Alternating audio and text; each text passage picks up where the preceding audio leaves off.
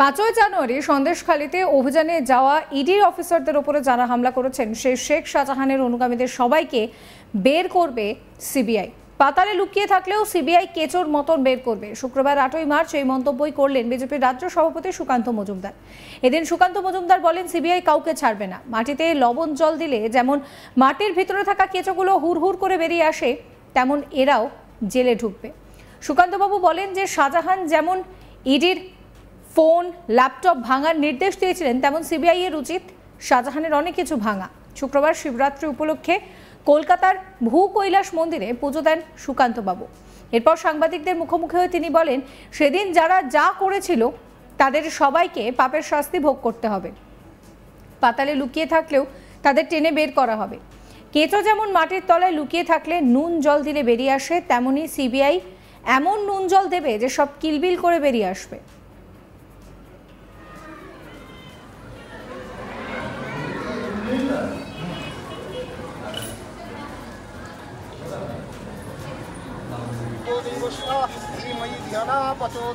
ওম ভুবস্বাহা ওম ভূর্ভুবস্বাহা ওম স্বস্বাহা।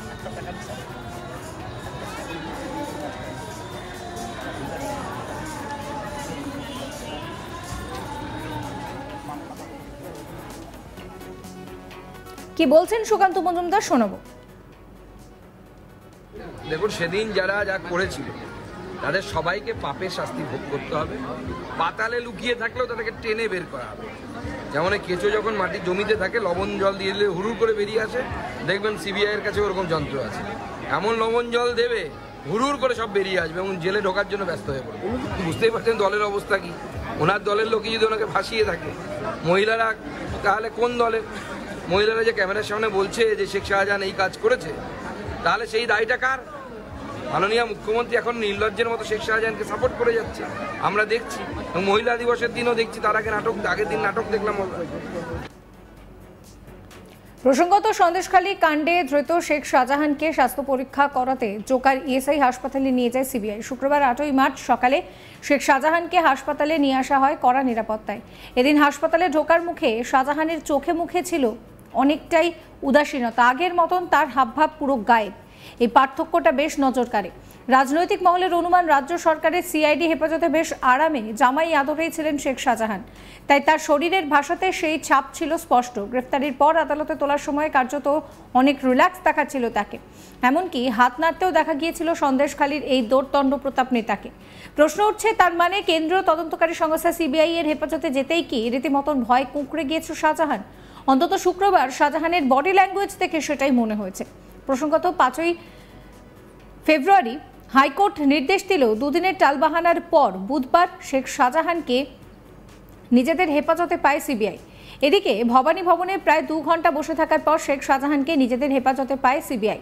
কিন্তু সূত্রের খবর, সিবিআই হেফাজতে যেতে হবে শুনেই কার্যত মুচড়ে পড়েন শেখ শাহজাহান।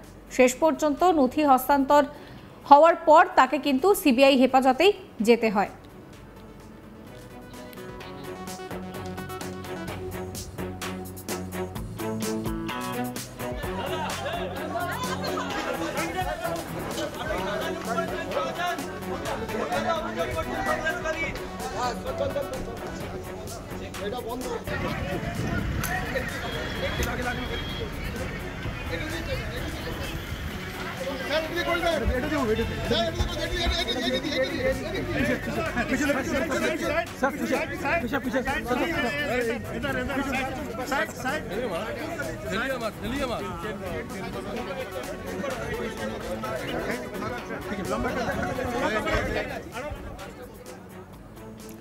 পাঁচই জানুয়ারি সন্দেশখালীতে অভিযানে যাওয়া ইডির অফিসারদের উপরে যারা হামলা করেছিল সেই শেখ শাহজাহানের অনুগামীদের সবাইকে বের করবে সিবিআই।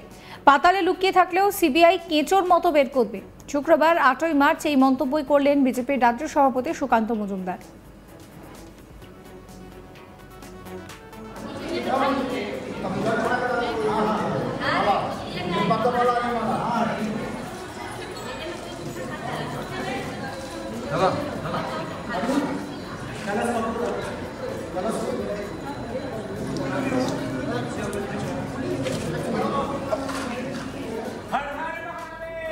সাবস্ক্রাইব করবেন আজ তাক বাংলার ইউটিউব চ্যানেলকে, ফলো করবেন আজ তাক বাংলার হোয়াটসঅ্যাপ চ্যানেলও।